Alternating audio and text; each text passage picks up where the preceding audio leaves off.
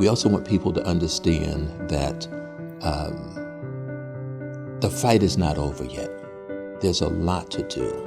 You should be able to come to work and wear one thing one day that's sort of read as one gender, and then come to work the next day and wear something else that's perhaps read as a different gender, right? I should be able to just come to work one day in pants and come to work another day in a skirt, and that shouldn't be seen as inconsistent. That should be seen as me just bringing my full self to the job, because that's what it is. Transgender and gender nonconforming people are now a fundamental part of the fabric of the world around us. Recently, it was headline news that Facebook moved to give users the option to self-identify amongst dozens of gender options.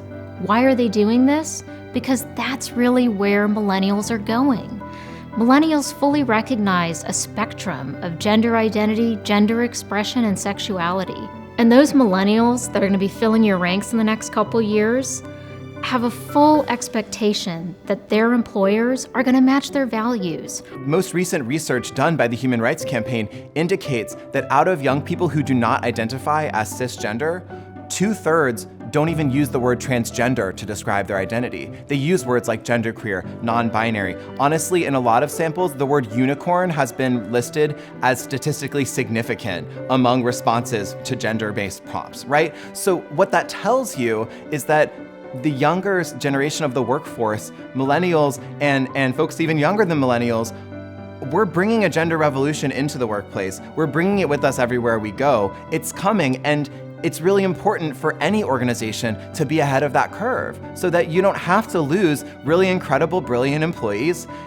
to discrimination or to just not being prepared. We've found as this work goes on and as more and more people come out in the workplace as transgender, that the difference between a good experience and a great experience is how we bring our policies and practices to life. Transgender people aren't the only ones transitioning. HR is as well. Success is when I can use all of my experience and bring it to the table. Work is also about dignity and identity and purpose. If we create an environment where people can be happy and be successful, then the whole environment will be successful. And we've seen change happen in our lifetimes because people met somebody. You're always going to be dealing with underrepresented populations, but really, this is the forefront of the next wave, especially the millennials that are coming in.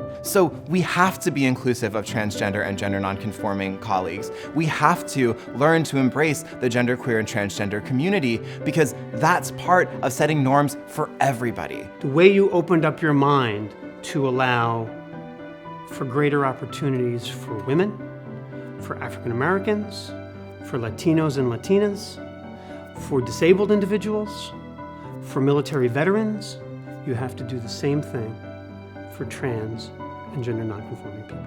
We need more C-suite leaders talking about the importance of transgender equality. And what I would hope for the transgender discussion, there'd be much more room and space for everybody to be fully who they are.